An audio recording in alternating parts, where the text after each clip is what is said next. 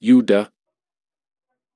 Yuda, mtumwa wa Yesu Kristo, ndugu yake Yakobo, kwa hao walioitwa, waliopendwa katika Mungu Baba na kuhifadhiwa kwa ajili ya Yesu Kristo. Mwongezewe rehema na amani na upendano. Wapenzi, nilipokuwa nikifanya bidii sana kuwaandikia habari ya wokovu ambao ni wetu sisi sote, naliona imenilazimu kuwaandikia ili niwaonye kwamba mwishindanie imani waliokabidhiwa watakatifu mara moja tu. Kwa maana kuna watu waliojiingiza kwa siri, watu walioandikiwa tangu zamani hukumu hii, makafiri, wabadilio neema ya Mungu wetu kuwa ufisadi, nao humkana yeye aliye peke yake Mola na Bwana wetu Yesu Kristo. Tena napenda kuwakumbusha, ijapokuwa mmekwisha kujua haya yote, ya kwamba Bwana akiisha kuwaokoa watu katika nchi ya Misri, aliwaangamiza baadaye wale wasioamini.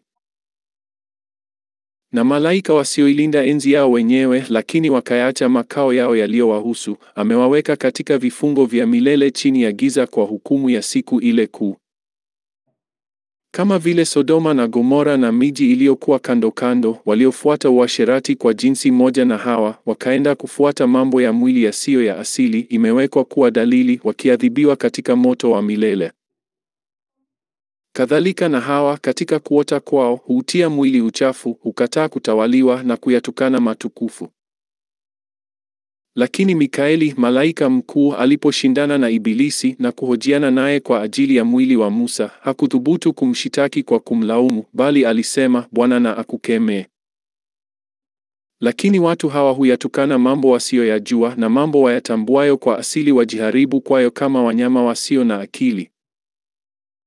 Ole wao! Kwa sababu walikwenda katika njia ya Kaini na kulifuata kosa la Balaamu pasipo kujizuia kwa ajili ya ujira, nao wameangamia katika maasi ya Kora. Watu hawa ni miamba yenye hatari katika karamu zenu za upendo walapo karamu pamoja nanyi, wakijilisha pasipo hofu, ni mawingu yasiyo na maji yachukuliwayo na upepo, ni miti iliyopukutika isiyo na matunda iliyokufa mara mbili na kung'olewa kabisa.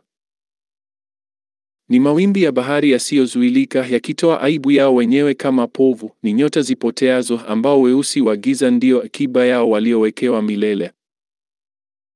Na Henoko, mtu wa 7 baada ya Adamu, alitoa maneno ya unabii juu ya Hawa akisema, angalia, Bwana alikuja na watakatifu wake, maelfu maelfu, ili afanye hukumu juu ya watu wote na kuwaadhibisha wote wasiomcha Mungu, kwa ajili ya kazi zao zote za upotevu walizozitenda bila kumcha Mungu, na kwa ajili ya maneno magumu yote ambayo hao wenye dhambi wasiomcha Mungu wameyanena juu yake. Watu hawa ni wenye kunung'unika, wenye kulalamika, waendao kwa tamaa zao, na vinywa vyao vyanena maneno makuu mno ya kiburi, wakipendelea watu wenye cheo kwa ajili ya faida.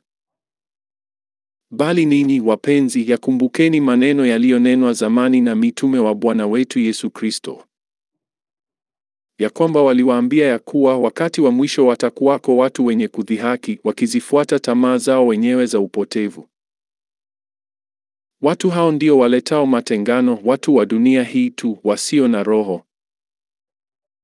Bali ninyi wapenzi, mkijijenga juu ya imani yenu iliyo takatifu sana na kuomba katika Roho Mtakatifu, jilindeni katika upendo wa Mungu, huku mkingojea rehema ya Bwana wetu Yesu Kristo, hata mpate uzima wa milele.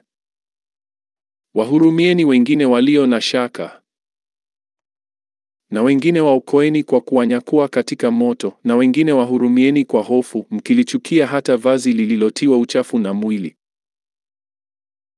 Yeye awezaye kuwalinda ninyi msijikwae, na kuwasimamisha mbele ya utukufu wake bila mawaa katika furaha kuu.